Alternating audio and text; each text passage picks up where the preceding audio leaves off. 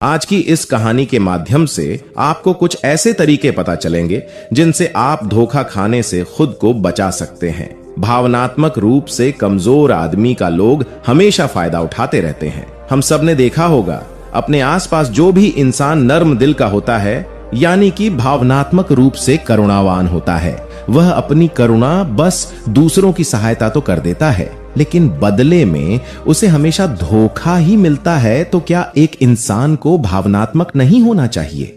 क्या उसे दूसरों पर भरोसा नहीं करना चाहिए? दूसरों की सहायता नहीं करनी चाहिए? क्या करुणावान और संवेदनशील होना गुनाह है, कोई गलती है? पाया तो यह जाता है कि कोई संवेदनशील आदमी दिल का अच्छा होता है, दूसरों की सहायता करता है, दूसरों का ख्याल रखता है, दूसरों से प्रेम करता है। प्रेम भी तो एक संवेदना ही है, वह भी तो एक भावना का रूप है। तो क्या प्रेम करना भी गलत हो जाता है? और यह तो आप सबको पता होगा कि प्रेम तो आध्यात्मिक साधना का एक बहुत महत्वपूर्ण कदम है। तो किस प्रकार एक इंसान समाज में संवेदनशील, करुणावान और दयालु, यानी कि एक अच्छा आदमी बनकर रह सकता है, ताकि लोग उसका फायदा भी ना उठा पाए और वह अपने मन की अच्छाई, अपने मन की कोमलता, करुणा, सब कुछ बरकरार भी रख सके। दोस्तों, एक बार एक युवा लड़का जंगल के पेड़ों पर मुक्के मार रहा था। वह बड़े जोर जोर से मुक्के मार रहा था। वह अपने मन का गुस्सा निकालने की कोशिश कर रहा था। शायद उसको किसी ने धोखा दिया था, या फिर उसके साथ बहुत बुरा हुआ था, जिससे वह बहुत ज्यादा परेशान था। उसे कहीं भी शांति नहीं मिल रही थी। वह लगातार उस पेड़ पर मुक्का मार रहा था, जिससे उसकी उंगलियां लहूलुहान हो चुकी थीं। उसी जंगल में एक शीतल पानी का झरना था। वहां पर एक भिक्षु रोज संध्या समय स्नान करने आया करते थे। ये उनका नित्य का नियम था। आज जब वह भिक्षु इस रास्ते से स्नान करने के लिए उस जंगल में आया, तो उसने उस लड़के की हालत देखी। वह जोर जोर से चीख रहा था, रो रहा था और लगातार मुक्के मारे जा रहा था। उस लड़के के आसपास कोई मौजूद नहीं था। इससे उस भिक्षु को उस युवक की चिंता होने लगी। उसने सोचा कि कहीं मैं इसे ऐसे ही छोड़ दूं और कहीं ये आत्महत्या कर ले। तो ऐसे विचार आने के बाद भी वह कुछ नहीं बोला और लगातार उस युवक की तरफ देखे जा रहा था। भिक्षु एकदम चुपचाप खड़ा हुआ था। उसने युवक से कुछ नहीं बोला, कुछ नहीं कहा, बस वह उसको लगातार देखता रहा। कुछ देर तक तो उस युवक ने उस भिक्षु को नजरअंदाज किया, लेकिन कुछ देर बाद उसे अजीब सा लगने लगा। उसने सोचा, ना तो यह मुझे रोक रहा है और ना ही कुछ कह रहा है, ये तो बस मुझे देखे जा रहा है। इसका क्या मतलब है? बड़ा अजीब आदमी है। ऐसे ही विचार उस लड़के के मन में उठने लगे थे। जब कुछ देर बाद भी वह भिक्षु कुछ नहीं बोला, तो लड़के ने अचानक से उससे पूछा कि आप अपने रास्ते क्यों नहीं चले जाते? आपको क्या मतलब? आप खड़े हुए मुझे देख क्यों रहे हैं? भिक्षु ने बड़े शांत स्वर में कहा, बेटा, मैं तुम्हें रोक नहीं रहा हूं, तुमसे कुछ कह नहीं रहा हूं, तो मुझसे तुम्हें क्या परेशानी है? मेरे ही तरह है यह पेड़ पौधे, यह पक्षी, ये सब तुम्हें तो देख ही रहे हैं। जब इनसे तुम्हें कोई परेशानी नहीं है, तो मुझसे क्यों परेशानी है? यह सुनकर वह लड़का जोर से चीख कर बोला, मुझे सबसे परेशानी है, मैं सबसे नफरत करता हूं। यहां पर सब धोखेबाज, गद्दार होते हैं, कोई किसी का नहीं होता इस दुनिया में। और इस तरह बोलते बोलते वह फूट फूट कर रोने लगा और रोए जा रहा था। और भिक्षु उसे देखे जा रहा था। वो उसे चुप करने की कोशिश भी नहीं कर रहा था। ये बात तो उस लड़के को और ज्यादा अजीब लगी। अब रोना छोड़कर उस लड़के ने सीधे खड़े होकर उस भिक्षु से कहा, बड़े अजीब आदमी है आप। आपके सामने कोई इंसान रो रहा है, दुखी है, परेशान है, और आप उसे चुप भी नहीं कर सकते। आपके मन में बिल्कुल भी संवेदना नहीं है। बड़े अजीब और कठोर हृदय वाले साधु है आप। आपको अपने साधु होने पर खेद होना चाहिए। और ऐसे ही ना जाने क्या क्या जली कटी बातें वो युवक उस भिक्षु को सुनाने लगा। कुछ देर बाद जब युवक की सारी भड़ास निकल चुकी थी, तब भिक्षु ने बड़े ही शांत स्वर में कहा, बेटा, आज मैं तुम्हें कंधा दे सकता हूं, तुम्हारे आंसू पोंछ सकता हूं, लेकिन इससे तुम्हारी समस्या का समाधान नहीं होगा। कुछ देर के लिए तुम्हारा मन बहल जाएगा, बस उसके बाद वही जिंदगी, वही लोग जो तुम्हें आज कंधा देने के लिए भी तुम्हारे पास नहीं है। फिर से तुम उसी जिंदगी में लौट जाओगे। कोई तुम्हें धोखा देगा, कोई तुम्हारा फायदा उठाएगा, और तुम अपने मन को ऐसे ही तकलीफ पहुंचाते रहोगे। तो आंसू पोंछने की बजाय तुम्हें मुझसे कुछ जान की बातें लेना चाहिए, जिससे तुम्हें जीवन में कोई भी धोखा ना दे सके, तुम्हारी अच्छाई का कोई भी फायदा ना उठा सके। याद रखना बेटा, आंसू पोंछने वाले तो तुम्हें बहुत मिल जाएंगे, लेकिन ज्ञान और सही समझ देने वाला कभी कभी कोई इंसान मिलता है। फिर भिक्षु ने उसे बताया कि मैं पास ही के झरने में स्नान करने के लिए जा रहा हूं। बड़ा ही शीतल पानी है वहां का। अगर तुम चाहो तो तुम भी मेरे साथ चल सकते हो। यहाँ पर अकेले परेशान होने से अच्छा है कि तुम झरने की शीतल पानी में स्नान करो, जिससे तुम्हारा दिमाग, मन, मस्तिष्क और तुम्हारा शरीर सब कुछ पवित्र हो जाएगा। ये सुनकर वो लड़का उस भिक्षु के पीछे पीछे हो लिया। जंगल के बीचों बीच रास्ता झरने की तरफ जाता था। जंगल में सन्नाटा छाया हुआ था। उनके पैरों तले सूखे पत्तों की चरमराने की आवाज पूरे जंगल में गूंज रही थी। आज पूर्णिमा की रात थी और आसमान में चांद अपनी उजली रोशनी उस जंगल में फेंक रहा था। उस रोशनी में दोनों उस झरने की तरफ बढ़ते चले जा रहे थे। रास्ते में चलते चलते उस युवक ने उस भिक्षु से कहा कि महात्मन, आपकी जिंदगी मस्त है, आपको किसी चीज की कोई परेशानी नहीं है। क्या आपको पता है दुनिया में कैसे कैसे लोग बसते हैं? कितने धोखेबाज, कितने मक्कार, और सबसे बड़ी बात, अपने लोग ही धोखा देते हैं, जिनसे हम प्रेम करते हैं, जिनको हम अपना मानते हैं। जब उन्हीं से धोखा मिलता है तो कैसा महसूस होता है। कभी कभी तो ऐसे लगता है कि भोले और दयालु लोगों के लिए ये दुनिया नहीं बनी है, ये धोखेबाजों के लिए है, मक्कारों के लिए है। वही यहां पर फलते फूलते हैं, वही आनंद से जीते हैं। और हमारे जैसे लोग जो दूसरों की सहायता करते हैं, दूसरों को अपना मानते हैं, वह हमेशा जीवन भर दुख में रहते हैं। यही जीवन की सत्यता है और यही संसार है जिसमें हमें रोज घुट घुट कर मरना पड़ता है। मान्यवर, आपने सही किया, ऐसे जिंदगी को त्याग दिया, पीछे छोड़ दिया। अब बस अपने में मस्त, किसी से कोई परेशानी नहीं है, किसी की कोई चिंता नहीं है। मैं भी सोचता हूं कि मैं भी सन्यास ले लूं, छोड़ दूं इस दुनिया को। यह सुनकर उस भिक्षु ने कहा, बेटा तुम्हें क्या लगता है, सन्यासी जीवन बहुत आसान होता है? भिक्षु ने बड़े शांत स्वर में कहा कि तुम्हें तो 2 वक्त की रोटी तो शांति से मिल जाती है, हमें तो कभी कभी वह भी नसीब नहीं होती। अगर कभी मिल जाती है तो हम खा लेते हैं, वरना हमें तो भूखा ही सोना पड़ता है। यही सन्यासी जीवन है, हमें हमेशा नीचे सोना पड़ता है, सिर्फ एक लंगोट में रहना पड़ता है, चाहे कैसा भी मौसम क्यों ना हो। क्या यह सब तुम्हें आसान लगता हो तो तुम भी सन्यासी बन जाओ।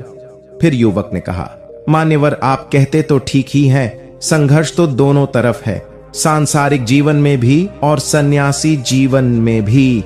वैसे सांसारिक जीवन भी अच्छा है, लेकिन तब तक जब तक घर परिवार में सुख शांति बनी रहे, धोखा ना मिले, हमारे लोग हमारा फायदा ना उठाए, हमसे झूठ ना बोले, हमें धोखा ना दे, तब तो जीवन जीने का आनंद होता है, वरना तो जीवन नर्क हो जाता है। आगे भिक्षु ने कहा, देखो बेटा, सन्यास अपने मन से लिया जाता है। जब हमारा मन कहता है कि हमें सन्यास के मार्ग पर सफलता हासिल करनी है और आगे बढ़ना है, तो ही सन्यासी जीवन सफल हो पाता है। लेकिन तुम अपने घर से परेशान होकर, दूसरे लोगों से परेशान होकर सन्यासी बनना चाहते हो, तो तुम्हारा सन्यासी जीवन कभी सफल नहीं होगा। इससे अच्छा तो तुम सांसारिक जीवन में अगर कुछ तरीके, कुछ नियम अपनाओ, तो दूसरे लोग तुम्हें धोखा नहीं दे पाएंगे। सबसे पहले तो यह समझो कि धोखा उन्हें ही मिलता है जो भावनात्मक रूप से कमजोर होते हैं, जिनका दिल जल्दी पिघल जाता है, जो दूसरों को दुख में नहीं देख पाते। ऐसे लोगों के साथ धोखा होने की संभावना ज्यादा होती है, क्योंकि कोई भी आदमी अपनी परेशानी बताकर, अपने को दुख में बताकर तुम्हारा फायदा उठा सकता है। क्या पता वह झूठ बोल रहा हो, वह दुखी होने का नाटक कर रहा हो, लेकिन आपको तो सच ही लगेगा। और उसके बाद कुछ समय बाद आपको पता चलता है कि आपके साथ धोखा हो गया। उसके बाद आपका मन अंदर से टूट जाता है। इसीलिए सबसे पहले यह बात ध्यान रखना कि किसी भी व्यक्ति को यह एहसास मत होने दो कि तुम भावनात्मक रूप से कमजोर हो, अंदर से तुम्हारा दिल नर्म है। अगर उन्हें यह कमजोरी आपकी पता चल गई, तो वह कोई ना कोई जाल रचकर आपका फायदा उठाने की जरूर कोशिश करेंगे। चाहे आप अंदर से संवेदनशील हो, दूसरों की मदद करने वाले हो, लेकिन किसी को एहसास मत होने दो, ऊपर से कठोर बने रहो। जब लोगों को लगेगा कि इससे कुछ बोलने का फायदा ही नहीं है, ये आदमी कठोर है, ये नहीं पिघलेगा, तो खुद ब खुद वो लोग जो झूठे हैं, जो मक्कार है, वो आपके पास आएंगे ही नहीं। वो उन्हें चुनेंगे जो उनके आसान शिकार होंगे। दूसरी बात समझने की ये होती है कि हम बहुत जल्दी दूसरों पर विश्वास कर लेते हैं, और हमारी जल्दी विश्वास करने की आदत ही हमें हानि पहुंचाती है। 1-2 दिन तुम्हें किसी से मिले हुए नहीं होते हैं और तुम एक दूसरे के हो जाते हो, एक दूसरे पर पूरा भरोसा करने लग जाते हो, और यह भरोसा तीसरे दिन टूट भी जाता है और फिर तुम्हें धोखा मिलता है और फिर तुम परेशान होते हो। इसीलिए समय दो। किसी भी चीज को, किसी भी रिश्ते को आगे बढ़ाने के लिए समय की जरूरत होती है। समय के साथ तुम्हें सामने वाले इंसान की अच्छाई और बुराई पता चलती है। तब तुम्हें पूर्ण रूप से पता चलता है कि इंसान वास्तव में कैसा है, अच्छा है या बुरा है, और वह कुछ समय देने के बाद ही होता है। इसीलिए जल्दी किसी पर विश्वास मत करो। अगली पहचान या अगला तरीका समझने के लिए तुम्हें ऐसे लोगों को समझना होगा जो दूसरों की चापलूसी करते रहते हैं। कुछ लोगों की आदत होती है चापलूसी करने की। आपके सामने आपकी बड़ाई करेंगे, आपके बारे में अच्छा अच्छा बोलेंगे और आपको लगेगा कि यह इंसान कितने अच्छे हैं, मेरे से कितना प्यार करते हैं, लेकिन वास्तव में उनकी वह चापलूसी एक जाल होती है ताकि वह आपका दिल जीत सके। और उनको चापलूसी करने का मौका तभी मिलता है जब आप दिखावा करते हैं। अगर आप उनकी चापलूसी से प्रभावित ही नहीं होंगे तो कुछ समय बाद वो चापलूसी करना बंद कर देंगे। इसीलिए किसी के सामने दिखावा मत करो, वरना आप तो आकर्षण के केंद्र बन जाते हो। लोगों को लगता है कि शायद इसके पास बहुत ज्यादा धन संपदा है, इसीलिए इतना दिखावा कर रहा है, और इसी वजह से जो लोग आपका फायदा उठाना चाहेंगे वो आपके करीब आने की कोशिश करेंगे, आपके चापलूसी करने की कोशिश करेंगे। अगला नियम बताते हुए भिक्षु ने झरने की तरफ इशारा किया। वो दोनों झरने के पास पहुंच चुके थे। युवक को भी एहसास हो चुका था क्योंकि वहां पर ठंडी ठंडी हवा चल रही थी। ढलान की तरफ जाते हुए भिक्षु ने कहा, बेटा, सांसारिक जीवन में एक बात समझने की यह होती है कि हम जिसकी सहायता कर रहे हैं, चाहे किसी भी रूप में, धन से, शारीरिक रूप से, या जिस भी अवस्था में हम किसी की सहायता कर रहे हैं, तो हमें यह ख्याल रखना चाहिए कि सामने वाला वापस कभी भविष्य में हमारी सहायता करने योग्य है कि नहीं है। अगर किसी को पैसा उधार दे रहे हो तो यह समझो कि उसके पास आय का कोई साधन है कि नहीं है। कल भविष्य में वह तुम्हें वापस कर पाएगा कि नहीं कर पाएगा, या अगर वह नहीं करेगा तो तुम्हें तकलीफ होगी, तुम्हें दुख होगा। ऐसे तो इंसान करुणावश भिखारियों को भी भीख देता है, लेकिन वह गलत नहीं है, क्योंकि जो भी पैसा अपने सामने वाले को दिया है उससे आपके ऊपर कोई ज्यादा प्रभाव नहीं पड़ेगा। अगर वह आपको वापस भी नहीं लौटाएगा, अगर किसी ऐसे इंसान को पैसा देना है जो कभी वापस नहीं लौटा पाएगा, तो उतना ही देना जिससे तुम्हारे ऊपर ज्यादा दबाव न बने। अगर वो वापस भी न लौटाए तो तुम्हें ज्यादा दुख न पहुंचे। अब तक वो दोनों झरने पर पहुंच चुके थे।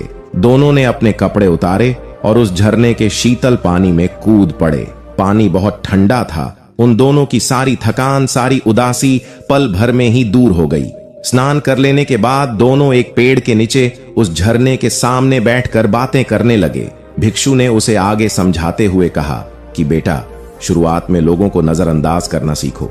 जब तुम किसी को शुरुआत में नजरअंदाज करते हो तो जो भी लोग किसी लालच की वजह से तुम्हारे पास प्रभावित हो रहे थे, उनकी छटनी हो जाएगी। जब तुम उनको नजरअंदाज करोगे तब को एक दो बार लोग तुम्हारे पास आने की कोशिश करेंगे। उसके बाद वो तुमसे दूरियां बना लेंगे, और जो आदमी तुम्हारी इंसानियत, तुम्हारी अच्छाई देखकर तुम्हारे पास आएगा, वो नजरअंदाज करने के बावजूद भी तुम्हारे करीब ही बना रहेगा। और यही तो एक सच्चे इंसान की पहचान होती है। जो हमारे अपने होते हैं उनसे हम लड़ भी लेते हैं, झगड़ भी लेते हैं, उसके बावजूद भी वो हमारी बातों का बुरा नहीं मानते हैं। चाहे थोड़े समय के लिए वह हमसे नाराज रहे, लेकिन कुछ समय बाद फिर से हम एक हो जाते हैं। और यही तो घर परिवार का मतलब होता है, यही तो अपनों का मतलब होता है। इसीलिए शुरुआत में अनजान लोगों को नजरअंदाज करना सीखो, इग्नोर करना सीखो, ताकि धोखेबाज मक्कार लोग तुम्हारे करीब ही न आ पाए। अपने इस वार्तालाप को खत्म करते हुए भिक्षु ने अपनी आखिरी बात बताते हुए कहा,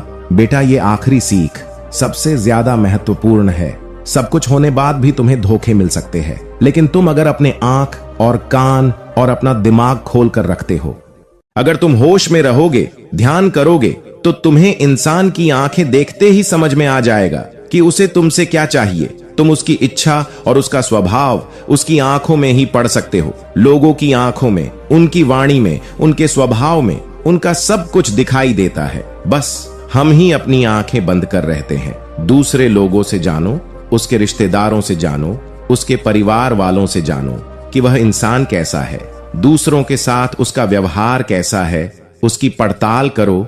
जब किसी पर विश्वास करो तो ऐसे ही किसी पर विश्वास मत कर लेना।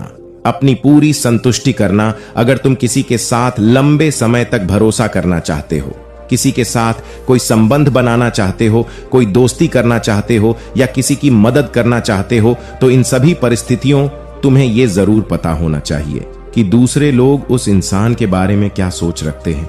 इसके बाद तुम जीवन में कभी भी धोखा नहीं खाओगे और तुम्हें कभी भी धोखे की वजह से पछताना नहीं पड़ेगा। इसी तरह की बातें करते हुए भिक्षु और वो लड़का दोनों जंगल से बाहर आ गए, अपने अपने घर को चले गए। धन्यवाद।